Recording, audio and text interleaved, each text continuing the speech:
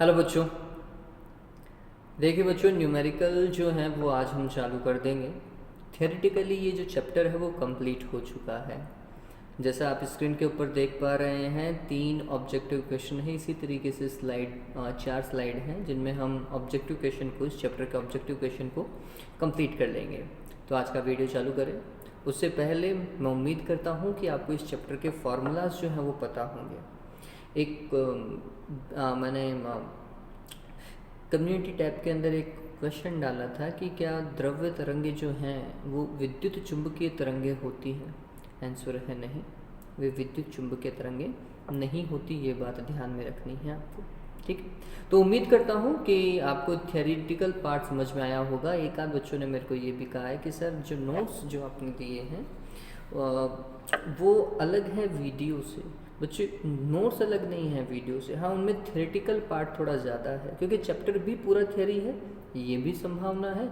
दूसरा, वो नोट्स जो है वो मेरे लिखाए हुए नहीं हैं, मेरे कलीग हैं निश्चल जी सर, उनके लिखाए हुए हैं। तो थ्योरी का उनका लिखाने का तरीका अलग हो सकता है ना। तो हर एक टीचर का अपना पढ़ाने का तरीका होता है, तो उस हिसाब से वो चेंज हो सकते हैं।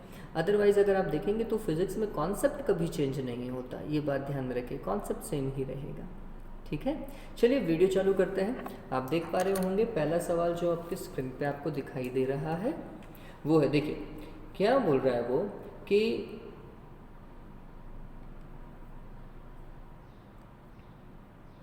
एक 40 इलेक्ट्रॉन वोल्ट ऊर्जा का एक फोटोन धातु के पृष्ठ पर आपतित होता है। अब ये समझिए, हमें क्या करना है, एक धातु का पृष्ठ लेना है। मैं पहला सवाल कर रहा हूँ। तो ये बोल रहा है कि ये धातु का पृष्ठ और इसके ऊपर आने वाला जो फोटोन है वो फोटोन कितने इलेक्ट्रॉन वोल्ट का है। आंसर है 40 इलेक्ट्रॉन वोल्ट का। ये फोटोन की ऊर्जा है, तो फोटोन की ऊर्जा बच्चों ई लिखते हैं अपन, है ना। और ये कितनी है, आंसर है 40 electron volt according to question.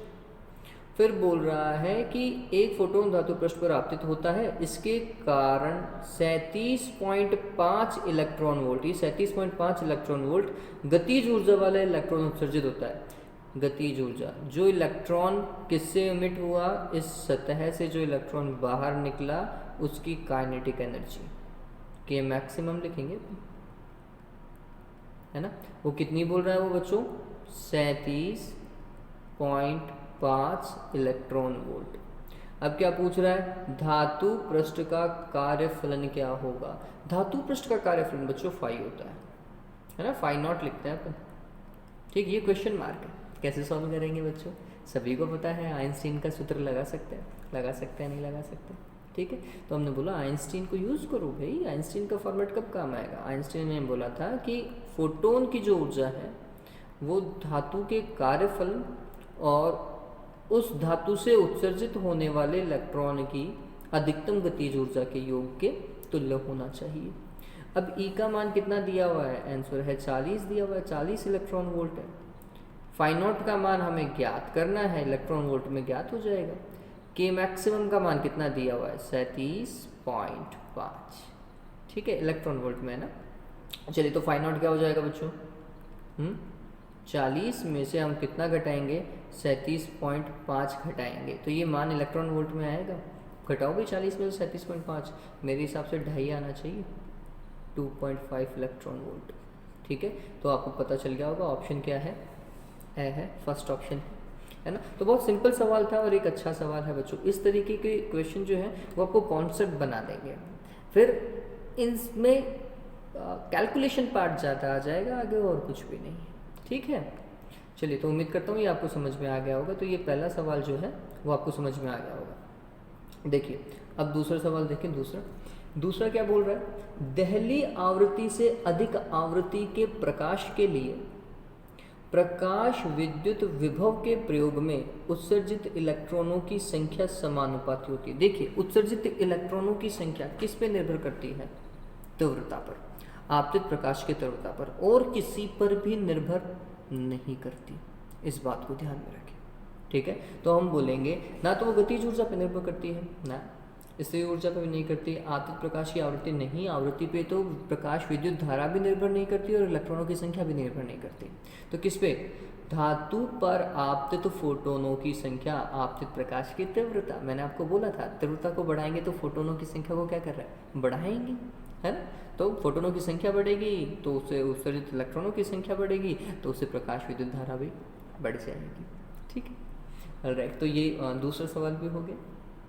Okay, next question की ओर चले। तीसरा क्वेश्चन देखें।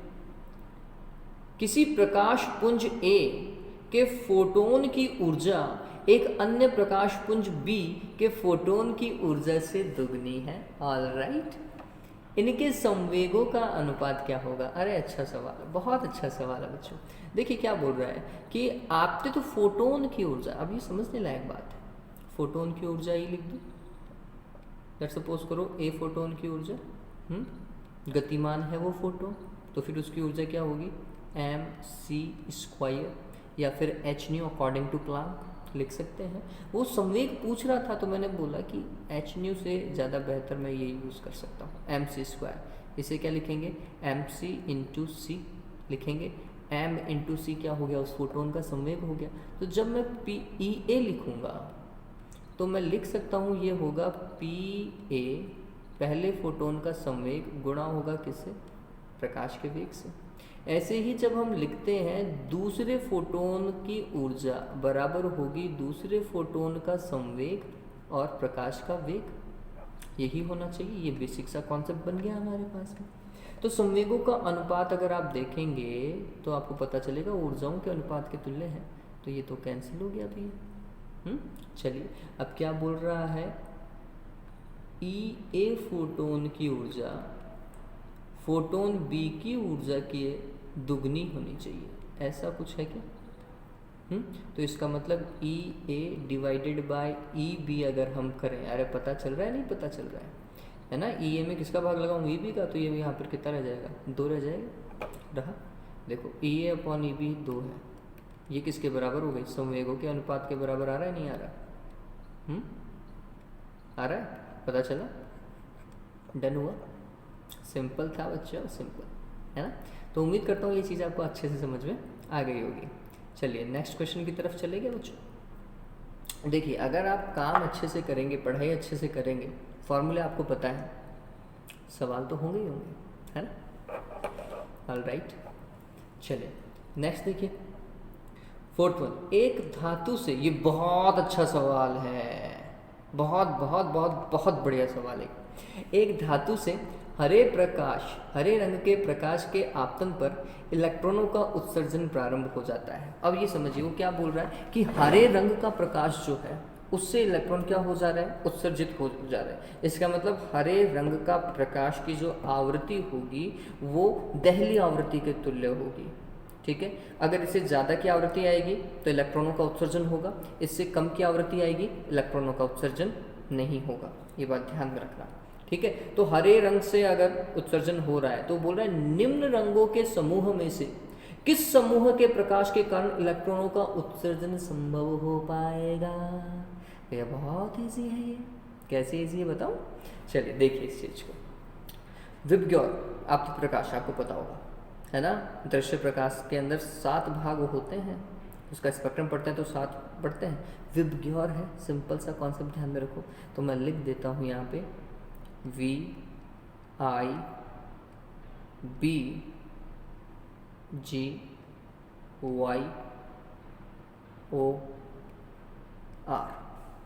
इसमें हमें ये पता है कि ये जो लाल रंग है ना, थोड़ा समझने लायक बात है। इस लाल रंग की जो तरंगदैर्घ्य है, तरंगदैर्घ्य को वेवलेंथ बोलते हैं, वो क्या है? मैक्सिमम। अगर इसकी तरंगदैर्घ्य मैक्सिमम है तो इसी रंग की जो आवृत्ति है, फ्रीक्वेंसी, देखो तरंगदैर्घ्य और आवृत्ति उल्टी चलती है, तो उसकी आवृत्ति क्या है लाल रंग की? मिनिमम है। इसी तरीके से वायलेट कलर के लिए वेवलेंथ जो है वो होती है मिनिमम, ऑलमोस्ट 400 नैनोमीटर या 4000 नैनोमीटर, 398 कुछ आप लिख सकते हैं। ठीक है, तो अगर वेवलेंथ मिनिमम है तो फिर इसके लिए फ्रीक्वेंसी क्या होगी? मैक्सिमम होगी। ठीक है, अब सवाल को समझें। सवाल क्या बोल रहा है, हरे रंग के प्रकाश के आपतन पर इलेक्ट्रॉनों का उत्सर्जन प्रारंभ हो रहा है, मतलब इससे फोटो इलेक्ट्रिक इमिशन हो पा रहा है। ग्रीन से, हरे रंग से फोटो इलेक्ट्रिक इमिशन हो पा रहा है। तो इससे ज़्यादा आवृत्ति से भी होगा, लेकिन इससे कम आवृत्ति से इमिशन नहीं होगा, इलेक्ट्रॉनों का इमिशन नहीं होगा। तो अब इसका मतलब ये है, समझो इस चीज़ को, अब इसका मतलब ये है कि जब हम इस क्रम को देखते हैं तो हमें ये पता चलता है कि आवृत्ति ऐसे बढ़ रही है। ये आवृत्ति के बढ़ने का तरीका है। ऊपर की ओर जाएंगे तो मैक्सिमम आवृत्ति पे, नीचे की ओर जाएंगे तो आवृत्ति कम होगी।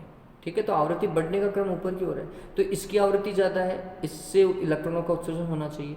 आई की आवृत्ति ज़्यादा है, इससे भी इलेक्ट्रॉनों का उत्सर्जन होना चाहिए, इससे भी इलेक्ट्रॉनों का उत्सर्जन होना चाहिए, वायलेट से भी होना चाहिए। जबकि येलो की आवृत्ति कम है ग्रीन से, तो नहीं होगा। ऑरेंज की आवृत्ति कम है, आवृत्ति की बात कर रहा हूँ, तो नहीं होगा। रेड की आवृत्ति से भी नहीं होगा। बात समझ में आ गई? चलिए, तो हम बोलेंगे ब्लू नीले, इंडिगो आसमानी और वॉयलेट बैंगनी। इन तीनों से प्रकाश विद्युत प्रभाव देखा जाएगा, जबकि ना तो पीले से देखा जाएगा, ना ऑरेंज से नारंगी से देखा जाएगा, ना ही रेड से देखा जाएगा। अब देख लो किस किस के अंदर है। लाल नहीं, बैंगनी, आसमानी और नीला। तो बैंगनी लाल आ गया, ये तो कैंसिल। पीला आ गया, ये भी कैंसिल। बैंगनी नीला पीला नहीं, ये भी नहीं होना चाहिए। देखो बैंगनी नीला और आसमानी, बैंगनी आ रहा है, आसमानी आ रहा है, नीला आ रहा है। ठीक है, हो गया डन, पता चला। बहुत अच्छा सवाल है बच्चों, बहुत बार कॉम्पिटिटिव एग्जाम में पूछा गया है, ये बात और ध्यान में रखें। ठीक है, देखो पांचवा सवाल, इलेक्ट्रॉन गन से निर्गत, एक मिनट में ये क्लियर कर देता हूँ। ओके, देखिए इलेक्ट्रॉन गन से निर्गत इलेक्ट्रॉन से संबंधित दी ब्रॉगली तरंग दैर्घ्य, हाँ भैया जी, कितनी है भाई दी ब्रॉगली तरंग दैर्घ्य इलेक्ट्रॉन की, कितनी दे रखी है? 0.1227 एंगस्ट्रॉम। चलो ठीक है। गन पर आरोपित त्वरक वोल्टता का मान क्या होगा? बहुत सिंपल है, त्वरक वोल्टता इलेक्ट्रॉन की तरंगदैर्घ्य का सूत्र क्या होता है? 12.27 एंगस्ट्रॉम डिवाइडेड बाय √v। सभी ने किया है ये सवाल, इसमें कहीं कोई दिक्कत नहीं होनी चाहिए। मैंने बताया था वो 100 इलेक्ट्रॉन वोल्ट वाला सवाल। इज इक्वल्स टू कितना है? 0.1227। ठीक है, एंगस्ट्रॉम से एंगस्ट्रॉम तो जाता रहा बच्चों। ठीक है, √v बराबर कितना हो जाएगा वो देखने वाली बात है। तो हम बोलेंगे इसका भाग लगा दो, तो ये तो इधर आएगा, √v दूसरी तरफ चला जाएगा, तो √v इस तरफ, तो इसका मतलब है 12.27 में भाग लगेगा किसका? 12.27 और ये 0। ऑलराइट, चलिए अगर मैं इसका पॉइंट हटाऊं और यहाँ पर लेकर जाऊं इस पॉइंट को, ठीक, तो क्या करना पड़ेगा? ऊपर 100 से गुणा करना पड़ेगा, दो संख्या। ठीक, तो इसका मतलब ये होना चाहिए बच्चों कि इसे अपन लिखेंगे 12.27 गुणा 100 बटे 12.27। लिख सकते हैं? नहीं लिख सकते, कैंसिल होगा ये मैथमेटिक्स से भी। ठीक, तो कितना आया? √v का मान जो है वो आ रहा है 100, है ना? तो v का मान कितना होगा? वर्ग कर दो, 100 गुणा 100 वोल्ट। ठीक है, देखो भाई ये देखो मैच कर रहा है, 10 किलो वोल्ट। मैं लिख सकता हूँ ना इसे, 10 गुणा 10 की घात 3। और ये क्या हो गया? किलो हो जाएगा क्या? तो 10 किलो वोल्ट। डन होगा। ठीक है, चलो राइटिंग थोड़ी सी अच्छी नहीं आ रही है क्योंकि बहुत टाइम हो गया पेन यूज़ किए हुए ये वाला, तो बिल्कुल भी अच्छी नहीं आएगी। हालांकि इससे पहले वाले वीडियोस में भी इतनी अच्छी आ नहीं रही थी, लेकिन उम्मीद करता हूँ ये समझ में आ जाएगा, है ना? ऑल राइट, चलिए तो काम करते हैं। ये समझ में आ गया? कितना आएगा? 10 किलो वोल्ट आएगा। हाँ भाई, 6th क्वेश्चन के ऊपर देखें एक बार के लिए।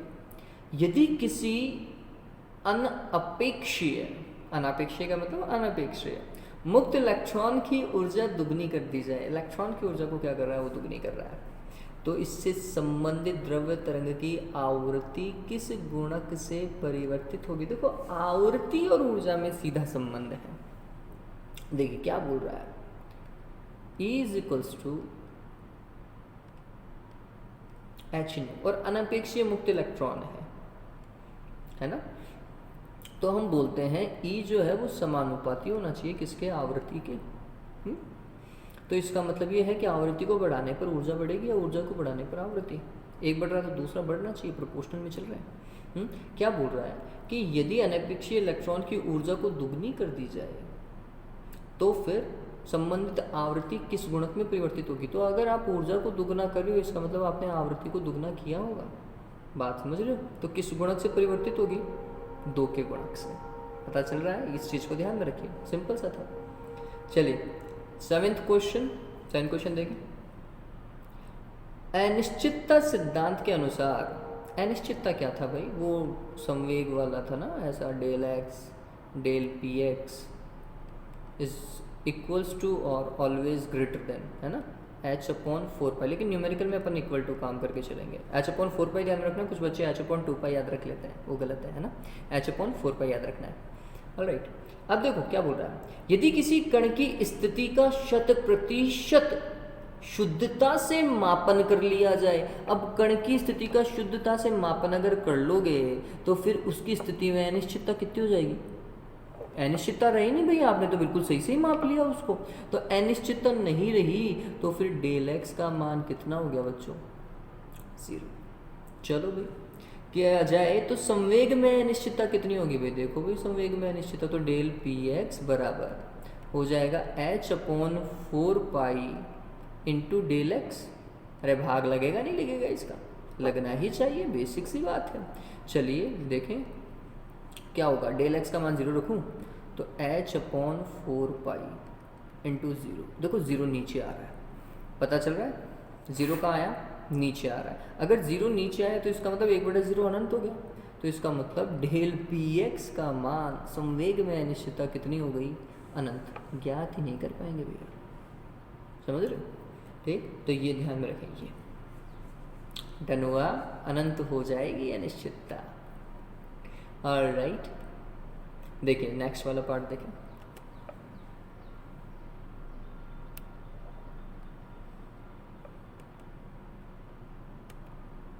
ओके देखो 8th क्वेश्चन, इलेक्ट्रॉन 8वां है ना, इलेक्ट्रॉनों का तरंगों से संबंधित कौन सा गुण डेविसन एवं जर्मर के प्रयोग द्वारा प्रदर्शित किया गया। बताओ भाई, डेविसन जर्मर प्रयोग लास्ट वीडियो था, उसमें अपन ने इलेक्ट्रॉनों का कौन सा गुण देखा था बच्चों, बता सकते हो।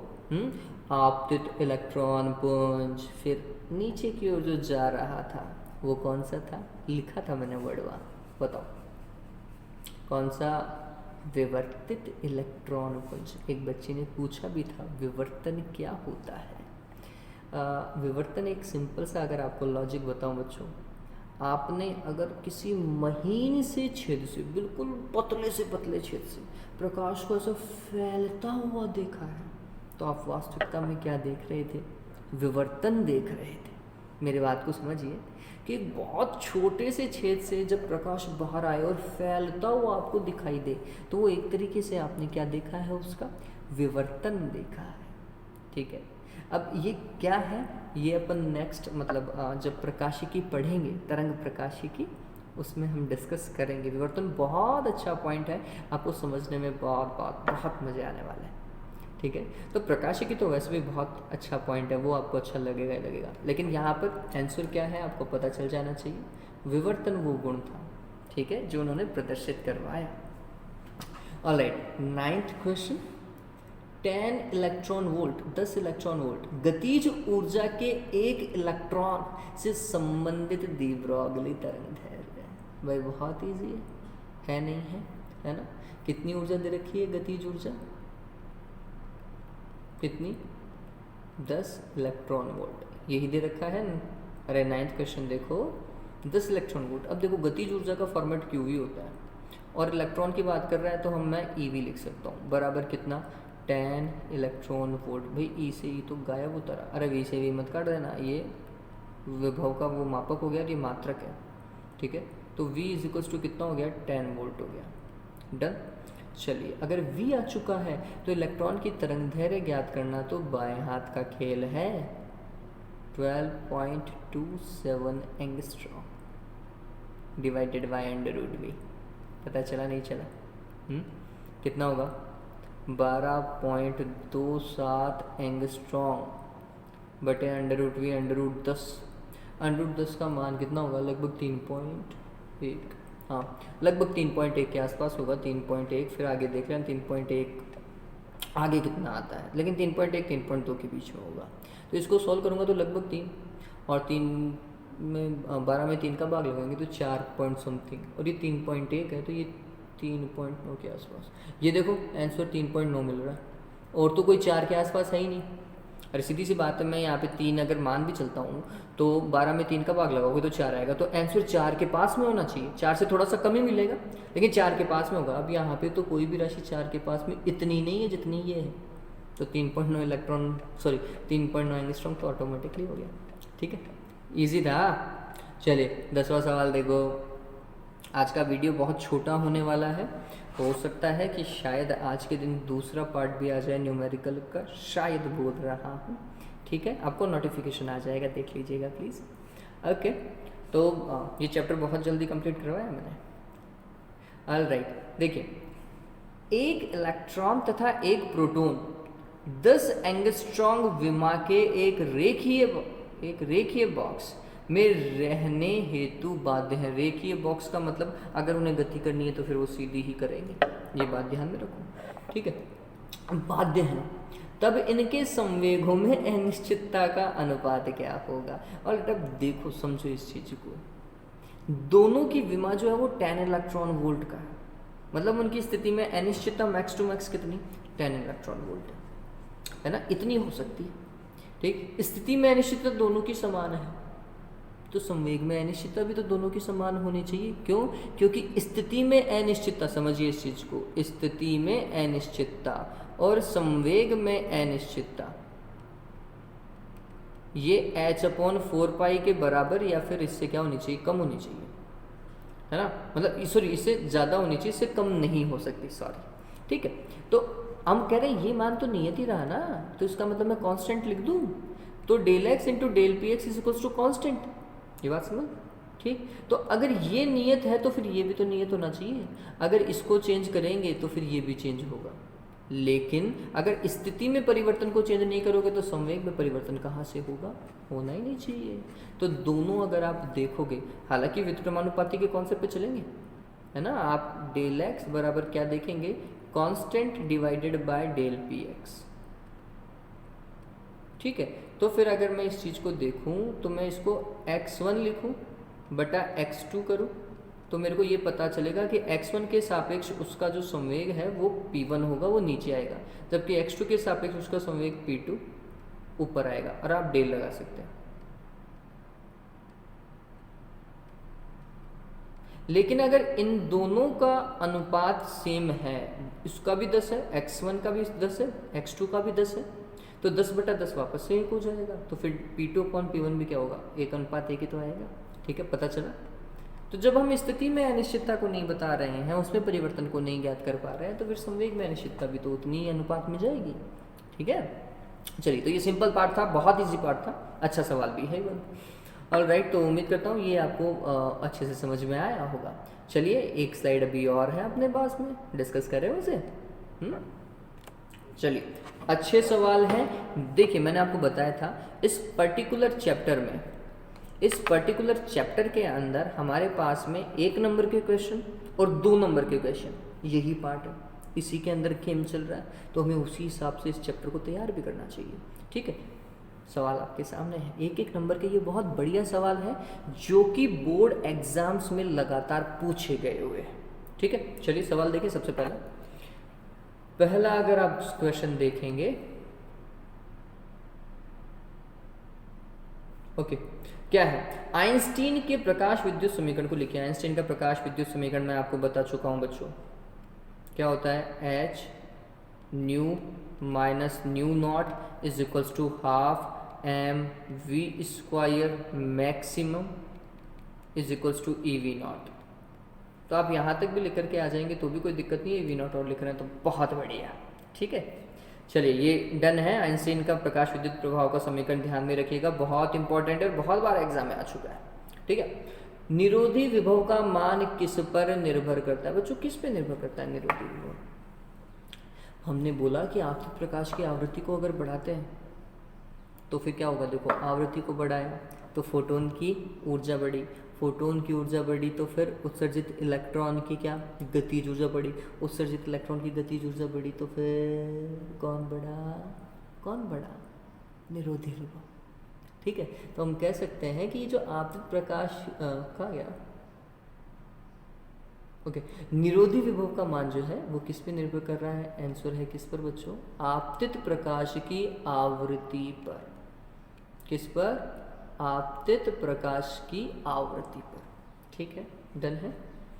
ऑलराइट, अगला देखिए, प्रकाश विद्युत प्रभाव को प्रेक्षित करने के लिए आपतित प्रकाश की आवृत्ति किस आवृत्ति से अधिक होनी चाहिए? प्रकाश विद्युत प्रभाव के लिए आपतित प्रकाश की आवृत्ति देहली आवृत्ति से अधिक होनी चाहिए। कौन सी आवृत्ति थी वो? देहली आवृत्ति, है ना? वह न्यूनतम आवृत्ति जिससे अधिक या जितनी आवृत्ति पर इलेक्ट्रॉनों का क्या हो सकता है? उत्सर्जन हो सकता है किसी भी धातु सतह से, वो क्या कहलाती है? देहली आवृत्ति। ठीक है, ऑलराइट, तो देहली आवृत्ति से अधिक होना चाहिए। विद्युत चुंबकीय ऊर्जा के क्वांटा को क्या कहते हैं? बताओ देवताओं, विद्युत चुंबकीय ऊर्जा की क्वांटा को क्या कहते हैं? क्या? जल्दी से, मेक इट फास्ट। विद्युत चुंबकीय ऊर्जा का क्वांटा, विद्युत चुंबकीय ऊर्जा का क्वांटा मतलब फोटोन। क्या है बच्चों? फोटोन है वो, है ना? वो जो बंडल था, तो एक बंडल, न्यूनतम मान बंडल का है, न्यूनतम मान कितना? फोटोन का बराबर। एक बंडल मतलब एक फोटोन, उस बंडल से कम तो कुछ हो ही नहीं सकता। ठीक है, that is photon. Alright, de Broglie परिकल्पना के अनुसार द्रव्य तरंगों की तरंग दैर्घ्य का सूत्र। पांचवा सवाल, द्रव्य तरंगों की तरंग दैर्घ्य क्या होगा भैया? Lambda is equals to h upon p या h अपॉन mv। लिख सकते हैं, नहीं लिख सकते? ये लिख के आ जाइएगा। ठीक है, ऑलराइट, देखिए अगला, कण की स्थिति एवं संबंधित संवेग में अनिश्चितता के लिए हाइजेनबर्ग का संबंध। अभी थोड़ी देर पहले मैंने लिखा था हाइजेनबर्ग का संबंध, स्थिति में अनिश्चितता तथा उसी दिशा में संवेग में अनिश्चितता का गुणनफल सदैव h अपॉन 4 पाई के बराबर अथवा इससे ज़्यादा होता है, इससे कम नहीं हो सकता। यही है। चलिए आगे, और आज का अंतिम, आप देखेंगे कि वीडियो बहुत ज़्यादा छोटा बना है आपके लिए बढ़िया ना? किसी एक प्रयोग का नाम बताइए या लिखिए जिससे डी ब्रॉगली के तरंग सिद्धांत की पुष्टि होती है। भाई, डी ब्रॉगली के तरंग सिद्धांत की पुष्टि, डी ब्रॉगली के तरंग सिद्धांत की पुष्टि, एक ही तो प्रयोग हमने पढ़ा है पूरे चैप्टर में। कौन सा? डेविसन तथा जर्मर का प्रयोग। इसके द्वारा इलेक्ट्रॉन के तरंग को प्रूव किया गया कि इलेक्ट्रॉन तरंग की तरह बिहेव कर सकता है अगर वो गतिमान है। तो डी ब्रॉगली का सिद्धांत भी तो प्रूव हुआ। ठीक है, तो उम्मीद करता हूँ ये चीज़ आपको समझ में आई होगी। क्या लिखना है प्रयोग का नाम? डेविसन तथा जर्मर का प्रयोग। ठीक है, ऑलराइट, तो बच्चों वीडियो कंप्लीट हो चुका है। आज के लिए इतना ही था। आप अपना ध्यान रखें, अच्छे से रहें, अच्छे से पढ़ाई करें। कुछ एक बच्चों ने मेरे को कल एक बच्चे ने मेरे को लगभग 8-10 सवाल भेज दिए। 3 सवाल या 4 सवाल तो मैंने उस समय किए, उसके बाद में मैं मैच देखने लग गया, उसके बाद मैं भूल गया। तो वो खैर वीडियो मेरे हिसाब से देख नहीं रहा होगा क्योंकि नीट की तैयारी कर रहा है। तो भी अगर देख रहा है तो आज उसके सवाल हो जाएंगे। ओके, चलिए आप पढ़ाई करते रहें। एक बात और है, 7वें चैप्टर बुधवार को फिक्स है। बुधवार को कम्युनिटी में आप देख सकते हैं, आपको एक पेपर अपलोड हो जाएगा। वो पेपर प्लीज़ अच्छे से कर लीजिएगा। ठीक है, वो पेपर जो है 7th जो चैप्टर है आपका, कौन सा वाला जिसमें हमने विद्युत धारा के चुंबकीय प्रभाव को डिस्कस किया है, वो वाला चैप्टर बहुत अच्छे से पढ़ लीजिएगा। वो पेपर मैं वहाँ अपलोड कर दूँगा, प्लीज़ उस पेपर को पूरा कर लीजिएगा। ठीक है, उसमें कुछ नहीं समझ में आया, हालांकि ऐसा कुछ होगा नहीं कि आपको नहीं समझ में आएगा, लेकिन अगर कुछ नहीं समझ में आता है आप मुझे व्हाट्सएप कर सकते हैं। ठीक है, चैनल को सपोर्ट करते रहें बच्चों। इस चैनल को आप लोगों के सपोर्ट की बहुत आवश्यकता है।